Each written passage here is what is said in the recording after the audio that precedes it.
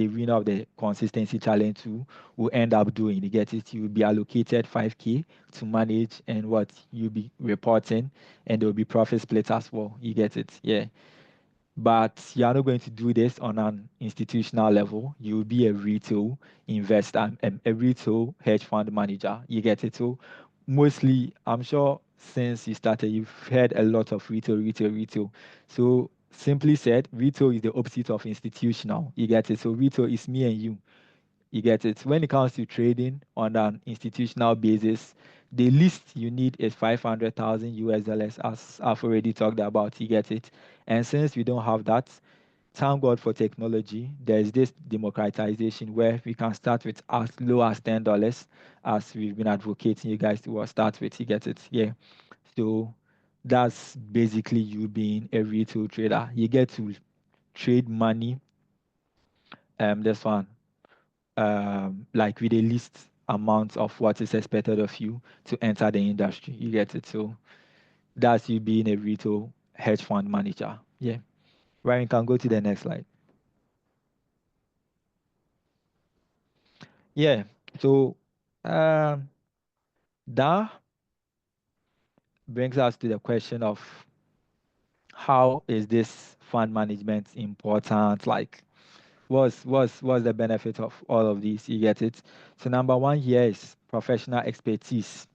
So one thing about trading is you don't like people think when they get into trading, it's all about money. No, it teaches you more stuff other than just you being able to what trade and grow funds and stuff. You get it? Because one thing about trading is you're learning risk management, psychology. Like you really get to understand some stuff. You get it? You are able to grow yourself to that there's a professional level where even you like you can even have the opportunity to um invest, or let me say trade money on behalf of institutions. Yeah, I've never traded money for an institution before, but then I've been in close contact with someone who has traded money for an institution, and he's still trading money for an institution. Yeah, so that institution I'm talking about is a bank. You get it? Sometimes. So one thing about this area is it's a very great topic, but let me talk about it.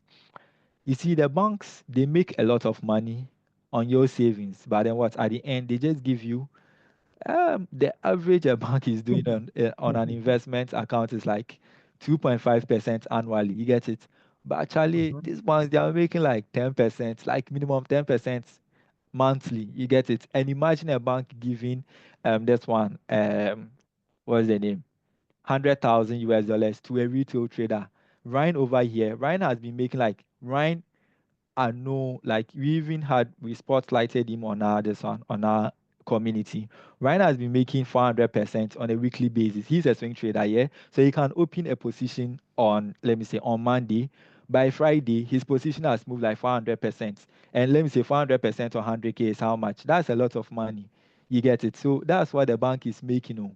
He's making even this one is on a weekly basis. Like if someone like Ryan is making 400% monthly, imagine what these banks and other big institutions are making. You get it? They make all of this, then what? At the end of it, they just give you like 2.5% out of it. You get it? And it's not even out of the 400 or let me say 10% that they've made monthly. Like of all the earnings that they will make in the year, they will just give you 2.5% on your on your investments. You get it? Yeah. And when you get to like grow yourself professionally as a fund manager, yes, like you get exposed to what trade money on behalf of these banks and stuff. You get it. Some of them are like the way we have freelancers, like freelance software developers, UI UX designers and stuff. That's the same way we have what's the name? Banks and other big institutions are outsourcing funds to retail this one financial traders. You get it? Yeah. And we also have risk management. So one thing about risk management is when you learn it, you get to apply it in every part of your life. You get it? You get to think through. Yesterday, that's the main reason why we started with this one personal finance yesterday. You get it? So that you guys get to understand what you're really getting yourself into. It's not because you're a trader and you think you can just go into the market and make money. you tend to what take on any risk. You get it. As I've already spoken about, you have to first of all know the numbers of your strategy and go accordingly to that. And even when you start cashing out, there's some level to risk management that what you need to keep in order to what stay afloat. Otherwise, you'll be like these traders where if they are in their losing week, then they are broke. You get it. You don't want to be like that trader. You need to be a profitable trader. So even in the bad days, even in the good days, you still need to look fresh. You get it. And that's one key thing about what learning to trade from the fund management perspective. You get it. Yeah. Always think as a fund manager. You don't have to think like the average trader. Otherwise, you'll be living hand to mouth. You get it. And that's the worst position you can get yourself into as a trader. Yeah, so you need to exercise sound risk management, and that's the key benefit of like you trading from that perspective. You get to what manage your risk very well and grow your funds. This one I wouldn't say grow, compound your funds very well as well. You get it, and we also have efficient asset allocation. We've talked about asset allocation, but as a fund manager too, there are many. There are more of us here who I'm sure wouldn't know how to what let me see if I should give you let me say 1,000 CDs right now, you wouldn't even know what you wouldn't know what to buy, what to sell, like you see that sort of thing. Yes, but then getting to learn fund management, you really like you get to know what you are doing. Okay, you really get to understand what you are doing. You will know that yes, there's the time for me to buy gold, there's the time for me to buy let me say Google stock, there's the time for me to buy a Meta stock, or this the time for me to buy Bitcoin. You get it. And when people are selling off their Bitcoin, you know that nah, I'm an expert at this. Like the fact that these guys are crying and selling off their Bitcoin doesn't mean that what I also need to sell off my Bitcoin. You get it? Yes. So being a fund manager, you get to understand it from that point as well. Okay. Yeah. And achieving financial goals too is one key thing as well. Yeah. We talked about personal finance yesterday. As a fund manager, as a trader, that should be very key. So as you are learning, you get to like inculcate all of these traits, or let me say these skills into your everyday life in order to build a very sound, a healthy this one financial this one, yeah, a financial portfolio. Okay. And there's diversification. So diversification is more or less like efficient asset allocation. You get it? Yeah, you get to know what to put your money into in order to like make the use of what that portfolio. And we also have time saving. So one thing about fund management is imagine, yeah, me for instance, I've never worked a 9 to 5. Thank God to trading. You get it, and I get to this one spend my time the way I want to spend it. If not for Eighth Wonder, by now I'm sure I would have been sleeping. You get it? Yes. So that's one thing about trading. It gives you that flexibility. I mean, that's one thing about fund management. It gives you that flexibility to live life on your terms. Some programmers or traders may say that yes, working a remote job to give you that flexibility, but that flexibility cannot be compared to that of trading. Imagine you've made this on 10% on $100,000 account. That's $10,000, right, Ryan? Yeah, exactly, exactly. How does that freedom feels like? It feels good, Charlie, but sometimes it feels boring, to be frank. Yeah, so that's $10,000. So let's say if the dollar was just to be 10 cedis, that's 100,000 US. I'm sorry, that's 100,000 Ghana cedis. Yeah, imagine how you'll be living your life if you are to be earning like let me see 100,000 US. But what am I saying? 100,000 Ghana cedis per month. You get it. That's it. You get it. So with fund management, you really get to like because when it comes to trading, it's not strict. Like it's not strictly you need to trade this to get this. Like there are sessions. Me, for instance, I mostly trade the Asian session. The Asian session is mostly around midnight. You get it. So by the time, yes, I'm trading, most of you may be sleeping. So by the time you guys are waking up, are going about your days, you're doing your 95 and stuff, that's the time I also get to dedicate time to the stuff that I really love to do. It may be either this one building eight wonder or even just roaming about. You get it? Yes. So that's the flexibility that what trading comes with, or let me say fund management comes with. You get it? Yeah. And there's also transparency and reporting. So with fund management, we talked about what monitoring. How did you get to choose the pair you trade? Ah, me, I'll say laziness. So I'll go to choose the trade that pair I trade out of laziness. Yeah, let me simply out of laziness because you see, there's one thing about this one pairs is when you get to trade for a while, you get to understand how each pair behave in their sessions. You get it, and the least thing, like the worst thing as a trader to get, like the worst place to get yourself in as a trader is to trade stuff that will, let me say, get you depressed. You get it, like some pairs really, like how do we call it? Some are slow, some too are volatile. You get it, and everyone and how they are. I'm this one. I appear conservative, but sometimes I like the risk that comes to it. Like that comes with it. You get it. So I just chose a pair that gives me both of everything. You get it. So I trade gold and GBP USD. So I'm sorry, and GBP pairs. So when it comes to the GBP pairs, Asian session, I'm either trading GBP JPY. That's the Japanese yen. You see, the Japanese yen is more volatile in the Asian session because of what the yen. You get it. Because yen is the currency of Japan, and Japan is an Asian country. You get it? Yeah. So GBP JPY tends to be volatile around that time, and gold is that pair that seems to be what very volatile in all sessions. You get it. So around 3 a.m. or let me say 2 a.m. You see this one gold becoming very volatile, but then the volatility of gold in the New York session is more conservative. Like the volatility of gold is more conservative in the Asian session than the New York session or the let me see the London session.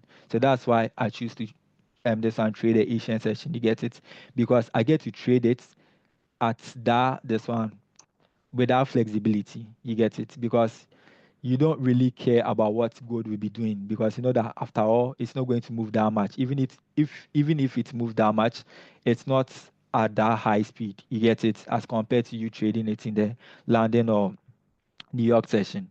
So that's what led to me choosing my pairs. Yeah, so I was talking about transparency and reporting. I think there are a couple of other questions too.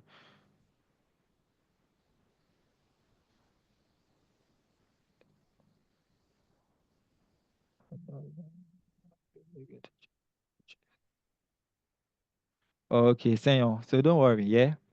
Ryan is here. Ezra from Tanzania too will be joining us from next week. So you'll be learning a lot from these experts. You get it. Me, I don't see myself to be that expert if I'm in the presence of these two guys. You get it. Yeah. So you'll be learning a lot. So let's talk about the transparency and reporting. So already we've talked about monitoring. You get it. So one thing about this too is as you're managing the funds, as I said, when you're managing funds for someone, you don't keep the person in the dark. You get it. Even if you don't have time to be reporting, and that's why we came up with eight wonder. So your investor can what seamlessly be seeing what you are really doing with his money. You get it? Yeah. So you know what?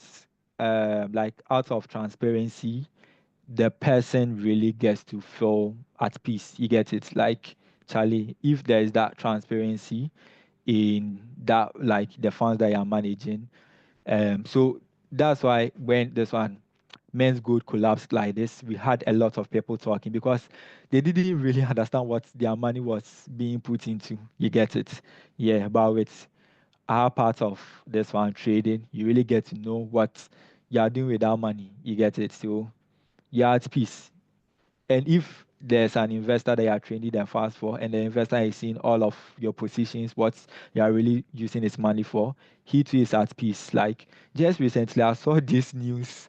Was it from this blog page where this guy, he's a trader, he claims to be a trader. He took money from investors and he ended up losing the money. What did he do with the money? He claims he went to bet with that money. You get it? So he went on stake to what? I'm not sure if most of you know stake. So stake is like, oh, bet power, sporty bet and stuff. You get it? It's very popular in the US. You get it? Yeah. So this guy went to use the investors' money for sports betting. You get it? So this someone who wasn't transparent. And that's one key thing about what fund management, like being compliant. You see, I talked about KYC, you get it? Because me, if I was to be the judge, this one on that case, I would have blamed the investor because they like Charlie, you don't do things that way. You get it? You don't just wake up because yes, I said Ryan is a good trader, so you go and give your money to Ryan. You really have to like you must take the time to what get to know who Ryan is. You get it? Yes. And also after giving your money to this one, Ryan, you must ensure that what you get to see whatever Ryan is using your money for. You get it? But between those parties, you realize that what there was nothing of that sort. They didn't put in place all of those structures. So what the trader ended up. I don't even want to call him a trader. That the guy ended up this one using the money for what um was far from what he was supposed to use it for. You get it? Yeah. Then there's access to broader investment opportunities. Yeah, so we've talked about regulatory compliance. So I linked the complaint the regulatory compliance with the transparency where I talked about the guy messing up with the investors funds. You get it? And we also have access to broader investment opportunities. So when you talk of access to broader investment opportunities, what you guys will be doing is you'll be trading CFDs, contract for difference, yeah? So with contract for difference, you get to speculate on the price of many other asset classes. You get it? So you're not only trading currencies. Like most of you have been hearing forex trading, forex trading. Actually, forex trading is like the informal way to call it, but then formally it is known as what CFDs. You get it, contract for difference. It's a financial agreement, simply said. Yes, so it's an agreement where we peg the price of the contract to an asset class. You get it. So it can be a pen. But then I'll tell you that this pen, I'm pegging the price of this pen to the price of gold. You get it? So it means that what I don't know. You Ryan, please can you check the price of gold for me right now? Okay, you let's just take Bitcoin. Currently, Bitcoin is hovering around 100K. It's hovering around 100,000. 100K. You Yeah. get it? So I'll say that this my pen, the price of this pen has been pegged to the price of what Bitcoin. You get it? So in this case, the Bitcoin my pen is now what 100,000 US dollars rather than it costing like 2 CDs or 5 CDs. You get it? Yes. So that's like the flexibility, or let me see, the leverage that CF discounts with. You get it? And with this one, it is not limited to currencies alone. It's not only limited to crypto alone. You get to trade other asset classes like indices. I don't know whether we'll be talking about indices or if we've already, or Ryan has already talked about indices. Yeah. We've spoken about it. Okay. So What about derivatives? Derivatives, this boom, crash, and whatnot. Oh. Option. Oh, no. Yeah. nah, so Oh, That's those ones, derivatives. That's that's like no, those crypto, synthetic. ones are not cryptocurrencies. derivatives. Those Hmm. are synthetics. Synthetics, yeah. Synthetic. Yeah. Yeah. So I'm very like once now if okay, Ryan here knows like because I'm very against synthetics. You get it? Synthetics. So synthetics are just they are mimicking this one, the capital market. You get it? They are not real. This one Mm-hmm. financial space. You get it? If you're trading synthetics, you're more of a gambler. Should I say it that way? It's just like you doing Exactly. aviator. Mm-hmm. Do you get me? So that's Yeah. what synthetics is about. Synthetics is not real. It's not real world trading. You're not trading any markets. You get it? So even if there's a news release, it's not going to affect boom crash. It's not going to what are their names? Something 300 and stuff like Boom, that. You get it? boom They are just crash. Step yeah, and cool. Yeah. cool stuff. You get it? Yeah. So those things are not regarded as derivatives. When we are talking of derivatives, the three main derivatives you have are CFDs, which I've already talked about. We have futures contracts, which Ryan talked about, and we also have options. Options. Yeah. Okay. So the three main derivatives you have are these three options, futures, and CFDs. You get it. So basically, derivatives are financial agreements or contracts. Hope you get it. Okay. Yeah, thank you.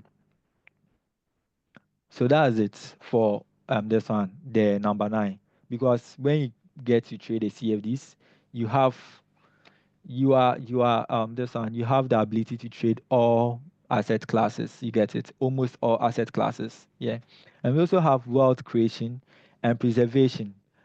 But wealth creation and preservation can be achieved what? Through sound risk management. If your risk management is bad, you can have 1 million US dollars and you can still blow it. We've had There's this girl in Dubai, she committed suicide because she blew an investor fund. How much was it? 5 million US dollars. Where was she going to get it from? You get it. So she had to commit suicide. So you should know that when it comes to fund management, Charlie, risk management is very, very key. Okay. So that's one thing that you need to pay attention to. Don't be moved by what you see online. The influencers, Charlie, they'll move you with their stuff, their Lambos and stuff, but then you don't have to buy into it. Just focus on you building the list that you have. You get it? Because when it comes to compounding, that little droplet of water makes a mighty ocean. It's not false. It is very true. You get it? Compounding is the eighth wonder of the world, and that's very true. How it works, well, I'm not a mathematician to this one. How do you call it? Explain that to you, but then what it works. Imagine your interest earning an interest on its own. You get it? That's how we became what we are. Like that's how generations have been. This one coming on. You get it? Because we all trace this one our lineage to somewhere, to someone. You get it? We didn't just come out of the blue. Yeah. So that's how this one compounding to works like. Yeah. You get to compound your money from a point where it definitely becomes that big for you to start spending and yeah, taking on some big expenses. Okay. Yeah. We can go to the next slide. Okay. So when it comes to fund management, goals are very key. You need to set a goal as a trader. So when it comes to setting of goals, um, I will take this from the SMART framework. So we all know the SMART framework where Ryan, can you help me? SMART here is being Yeah. specific with your goal. You get it? Yeah. And measurable being it's like the goal being measurable. I'm sorry, Yeah. the M here means the goal needs to be measurable. Then we have A. Is it achievable or actionable? Yeah, actionable. Mm. Yeah. Then Achievable. R. Yeah, R Yeah. is what? I've forgotten what that is, but then yes, Realistic. realistic. Thank you. And T is Mm. time bound. Exactly. So let's take it one with examples each. So setting a specific goal. The main reason why most of you are on this call is because one of your new year resolution was that maybe you want to learn a skill, and that skill is what? I want to learn how to trade. You get it? Yes. So right now you become a trader. 2026 goal. What do you really want to achieve for this one? If you want to become a trader, you need to set a goal. You get it? So you need to set a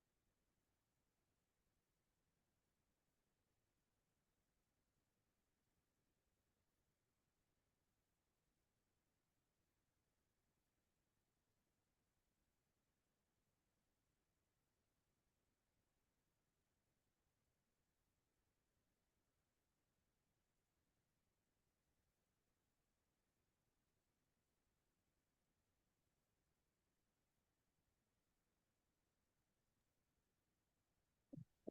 Mm.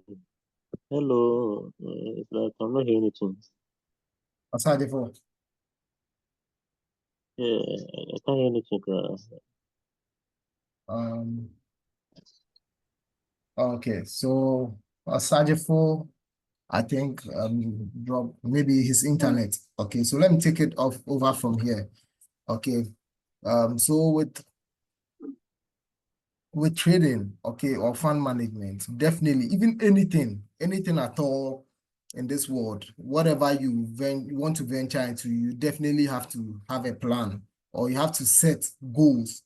Okay, yeah. So trading or fund management is no different. Okay, so with trading or fund management, you have to what? Also set goals. And looking at how to set goals, number one, we have what? Define your objectives. Okay, so defining your objectives can simply be I want to let's say I want to earn let's say 50,000 Ghana cedis from trading. Okay, so that's an objective that you want to what?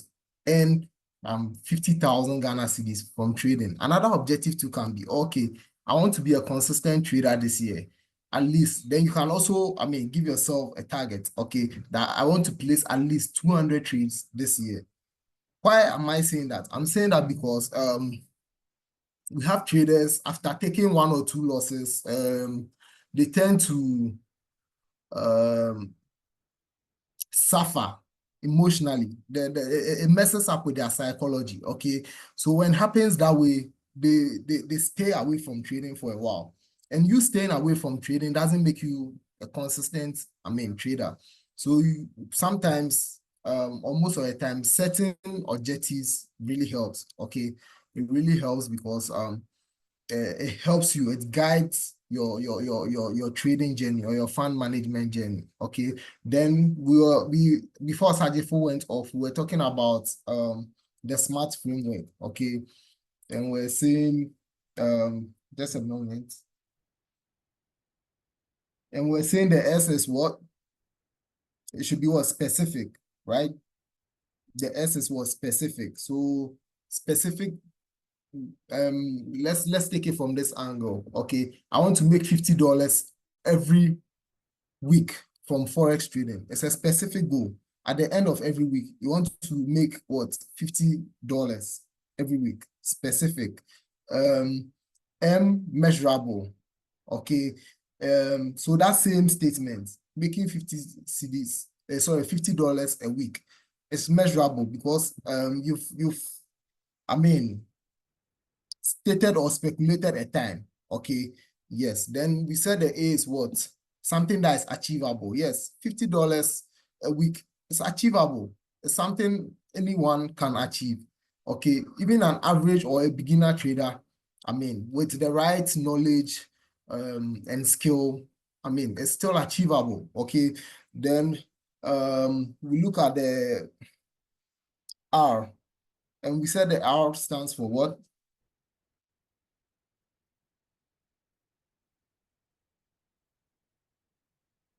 Anyone helping? Relevant. Relevant. Good. Good. Realistic, right? Realistic, Relevant. realistic. Some to say is me Yeah, realistic. realistic. Okay. So whether relevant or realistic, it should be real. Imagine telling me you're a beginner trader and you want to earn about $1,000, okay, every week. It's not realistic. Okay. It's not even reasonable. Okay. So you go with something reasonable, okay, maybe 50. And even with that, it depends on your capital. To set such, standards, it depends on your capital. Okay, it's possible to make $1,000 each week if you have like $1 million or $10 million as your capital. Okay, yes. Then the T, it talks about what it should be time bound. Okay, yeah. So literally, you must set times. Okay, for what's the name? Your goals or objectives, you have to set times. Okay, as I initially stated, I want to make $50 a week. So $50 a week, it's time bound. You have every week, you must try to at least make that $50. Okay, then we look at number 3, set short term and long term goals. Okay, yeah. So a short term goal in fund management can be let's say every month I want to make $100. Okay, $100 every month. It's something that it can be achieved, okay? But the longer term is every month, $100. So we have 12, months in a year. So the long-term vision is to make 1,200, okay? So $100 times 12 months is $1,200, okay? So literally, that longer term goal is what? $1,200, okay? And the shorter one, maybe monthly, is what's the name? $100, okay? Then number 4 here, we have focus on process goals, not outcome goals, okay? Yeah, so there are people that really don't follow, procedure or process when it comes to trading. They are always thinking about the outcome. Yes, if I get this money, I'm going to do this, I'm going to shop this, I'm going to buy this. So they are always fixated on, the outcome, you see, and they don't really follow what's the name, the process. And when it happens that way, that's when you see traders trying to be indisciplined, okay? Let's say you always go with a 1:3 risk reward, and maybe you always risk maximum of 2% on your account. But because you are fixated on the outcome, you now start risking or exposing 5% of your account, 10% of your account. When you do that, you are not following the process or the your trading plan. Let me put that way. You are not following your trading plan because you want to meet certain profits. Just to change your lifestyle. Okay. Yeah. So that's it with number 4. Then with number 5 here we have account for risk and capital management. Okay. Yeah. So trading goals, okay, helps you to account for risk and capital management, which Osajifo has already, thrown light on how to manage risk, okay, yeah, and also capital as well. That's why we use the risk. We spoke about the risk reward scenario, and even Emmanuel asked a question, okay, so that relates to the account for risk and capital. Then number 6, we have track and adjust goals regularly. Yeah, so literally you can track and adjust your goals regularly, okay? Yeah, so maybe the market conditions keep changing, okay? So maybe the current market condition may not really favor you to achieve, let's say, $100 a month as you initially wanted to, okay? So with that you can try to adjust your goal. Okay, maybe from 100, because of market conditions, instead of trying to earn monthly $100, maybe because of the market conditions, you earn about $80, or let's say even $70. So in that way, you have to what? Readjust and track, your, what's the name? Your trading goal or your plan, okay?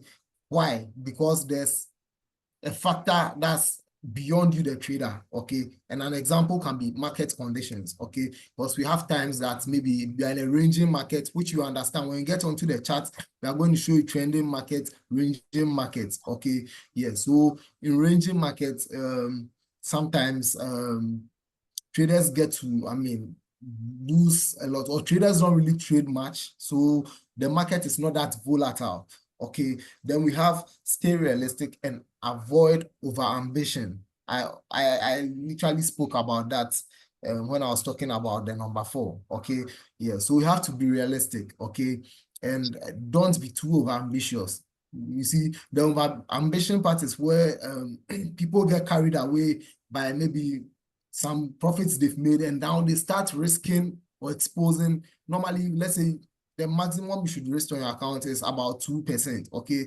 But because maybe the person has been a bit profitable and has become very overambitious, or okay, if I've made this amount of money, then let me increase my risk, okay, so that I can try to earn more. So you see the person start to expose about 5-10% of their capital, okay? That way, you are not staying realistic and you are being overambitious, okay? Yeah, so that's it with trading goals.